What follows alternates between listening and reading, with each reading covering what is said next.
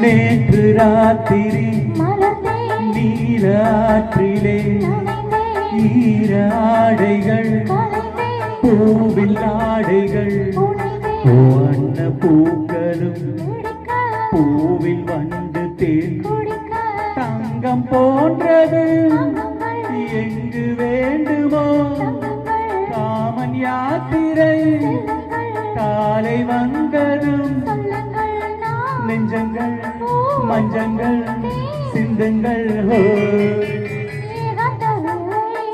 இனிக்கும் திறக்கும் நடக்கும் சுரக்கும்